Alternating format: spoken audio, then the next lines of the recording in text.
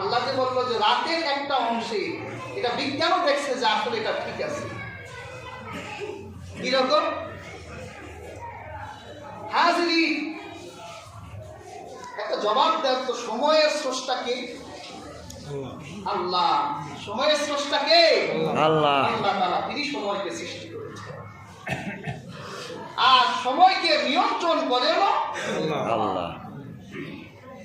আল্লাহ কোরআনে বলেছেন, ইন্নামা আমরুহু ইযা আরাদা শাইআন আইয়াকুলা লাহু কুন ফায়াকুন।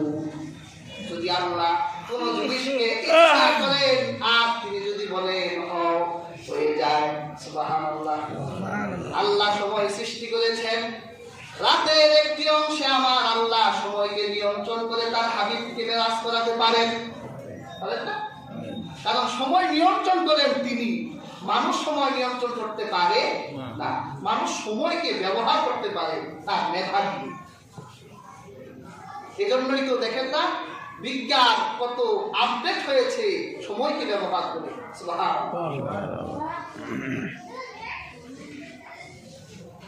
আমরা একটা সূত্র জানি যে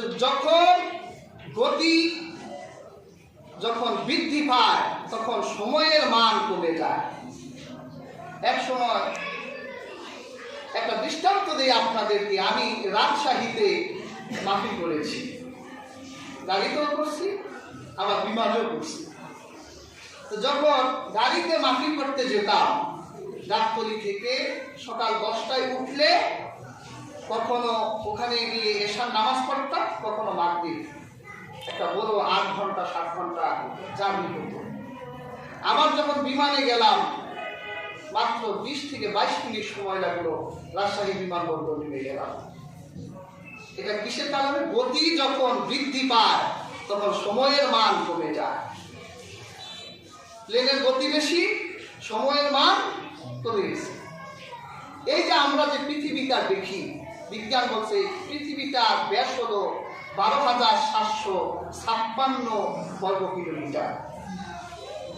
নীল আর্মস্ট্রং অ্যাপোলো 11 দিয়ে যে চাঁদের দেশে গেছে, বিজ্ঞান বলে এই রকেটটা দিয়ে যদি এই পৃথিবী ভ্রমণ করা হয় তাহলে 17 মিনিটে এই প্লেনটা পৃথিবীর এক দেশ থেকে আরেক দেশ ভ্রমণ করতে পারবে।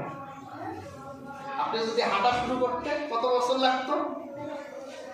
গতি বাড়ছে, সময়ের মান কমে গেছে। এটা বিজ্ঞানের ত্রিমাত্রিক ধারণা। যখন চতুর্মাত্রিক ধারণায় যাবে, এটা পৃথিবীর কোন বিজ্ঞানের হাতে ক্ষমতা নাই।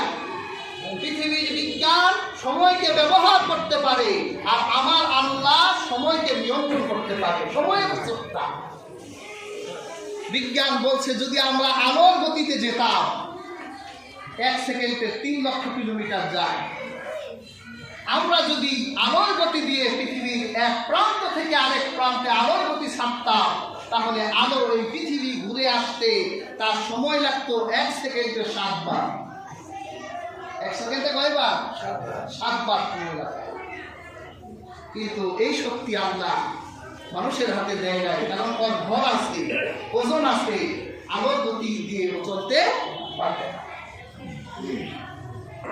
কিন্তু আমার আল্লাহ তার রাসূলকে টাইম ট্রাভেলিং করালেন। ওই যে ওরা যে বলে টাইম ট্রাভেলিং, এই পৃথিবীর বুকে একজন ব্যক্তি টাইম ট্রাভেলিং করেছেন।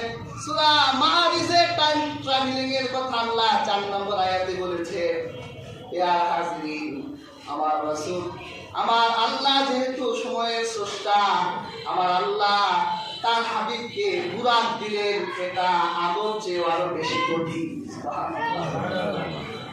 আরবি ভাষায় বারকুনকে বলা হয় বিদ্যুৎ। কুরআনে আল্লাহ বলছে ওয়ারাদু বা বারকুন। আল্লাহ এই বিদ্যুৎটা হলো একটা আলো। আর হাজরিন, আর আরবি ভাষাতে বুরাক লিখতে বারকুন থেকে একটা অক্ষর বেশি লাগে। এর অর্থ হলো আল্লাহ তার রাসূলকে যে বুরাক পাঠিয়েছিলেন, এটা আলোর গতির চাইতে আরো বেশি ছিল। আর মানুষ যখন আলোর গতিতে চলবে, বিজ্ঞান বলেছে মানুষ তখন ভবিষ্যতেও যেতে পারবে, আবার অতীতেও যেতে পারবে। সুবহানাল্লাহ। বিজ্ঞানের পক্ষে কি অতীতে যাওয়া সম্ভব? ভবিষ্যতে যাওয়া সম্ভব না। যদিও স্টিফেন হকিং বলে যে আমরা সূত্র পৃথিবীর বুকে প্রতিষ্ঠা করেছি, একদিন আমরা আলোর গতিতে চলবো। আইনস্টাইন এই কথাই বলছে, কিন্তু হাজরি আলোর গতিতে মুহাম্মদুর রাসূলুল্লাহ চলেছে। বিজ্ঞান বলেছে আলোর গতিতে চলতে পারলে অতীতেও যাওয়া যায়, ভবিষ্যতেও যাওয়া যায়। এই জন্য বিজ্ঞান বলে যে আলোর গতি যদি আবিষ্কার করা যায়, তাহলে আমরা অতীতের ভুলগুলো সব শুধরে দিব, আর ভবিষ্যতে কি হবো এটা দেখে আসবো। আর আমার রাসূল তিনি বুরাকে এমন গতিতে চললেন, তিনি অতীতও দেখেছেন, তিনি ভবিষ্যৎও দেখেছেন। সুবহানাল্লাহ। কিভাবে প্রমাণ আছে? আল্লাহ রাসূল জাহান্নাম দেখেছেন, সহিহ হাদিসে জাহান্নাম দেখেছেন, জান্নাত দেখেছেন, এটা আমার রাসূল বলেছেন। জাহান্নাম এটা কি অতীতের ঘটনা না ভবিষ্যতে? তো জবাব দেন তো। জাহান্নামে আমরা যাব, জান্নাতে আমরা যাব। জাহান্নামে যাবে কখন? ভবিষ্যতে। আল্লাহ রাসূল কেমন ভবিষ্যৎ দেখলেন? রাসূলুল্লাহ হাদিস গুলো যখন আপনি পড়বেন, দেখবেন আমার রাসূল বলেছেন আরাজা বি রব্বি, আমার রব যখন আমাকে মেরাজে নিলেন, দেখেন রাসূল কি ভবিষ্যৎটা দেখলেন। রাসূলুল্লাহ বললেন আমি এমন কিছু জাহান্নামীদের পাশ দিয়ে গেলাম, আদহারুম মিন মুহাস, দেখলাম জাহান্নামীদের নখগুলো তামার তৈরি, ইয়াখবিশুনা উজুহাহুম ওয়া সুদুরাহুম, আমি দেখলাম ওরা ওই লোহা ধারালো নখ দিয়ে ওদের মুখগুলো ছিন্ন বিচ্ছিন্ন করছে আর মুখগুলো ছিন্ন বিচ্ছিন্ন করে দিচ্ছে। জিবরাইলকে বললাম ইয়া জিবরাইল মান হাউলা, জিবরাইল এরা কারা? জিবরাইল বলে আপনার উম্মতের মধ্যে যারা গীবত করত এরা কারা। তাহলে রাসূলুল্লাহ উম্মত তো এখনো গীবত করে জাহান্নামে গেছে? এখনো গেছে? কেউ হয়তো কবরে আছে, কেউ হয়তো কবর বারজাখের জগতে, আর কেউ হয়তো দুনিয়ায়। জাহান্নামে তো এখনো ডিক্লারেশন আসে নাই, কিন্তু রাসূলুল্লাহ দেখে আসলেন কেন? কারণ তিনি আলোর গতিতে ভবিষ্যৎ দেখে এসেছেন। সুবহানাল্লাহ। পৃথিবীতে মেরাজ করে এসে পরদিন সকালে রাসূলুল্লাহ মহিলাদের একটি জামাত দেখে বলল ইয়া মাশারান নিসা, হে মহিলা সকল, আমি দেখে আসলাম জাহান্নামে মহিলারাই বেশি। নাউযুবিল্লাহ। এটা ভবিষ্যতের কথা না? রাসূল ভবিষ্যৎ বলছেন কিভাবে? আল্লাহ ভবিষ্যতের জগতে তার রাসূলকে নিয়ে গেছে। সুবহানাল্লাহ। মহিলারা বেশি জাহান্নামে যাবে, রাসূলুল্লাহ কারণও বলছেন যে মহিলারা জাহান্নামে যাওয়ার সবচেয়ে বড় দুইটি কারণ হলো, এক নাম্বার কারণ তারা কথায় কথায় মানুষের অভিশাপ দেয়, দেয় না? তুই মরস না কেন, তুই ঠাডা করে মরস না কেন, তো এইটা হয় না কেন, আল্লাহ আপনি এটা কইরা দিয়ে। মহিলারা এগুলি একটু বেশি বলে। আল্লাহ রাসূল বলেছেন যে এরা তুকসিরুল লানা, এরা মানুষকে বেশি অভিশাপ দেয়, এই কারণে তারা জাহান্নামে বেশি যাবে। আরেকটা হলো মহিলারা স্বামীর নাশকতি করে বেশি। এত বছর ধরে খাওয়ায় দাওয়ায় এত কষ্ট করে, ঈদের দিন বাচ্চারা কথা বলে নাকি, ঈদের দিন স্বামীরে ফোন দিছে, কই তুমি বাসায় আসতেছো, তা আমার জন্য একটা কাপড় নিয়ে এসো বেনারসি।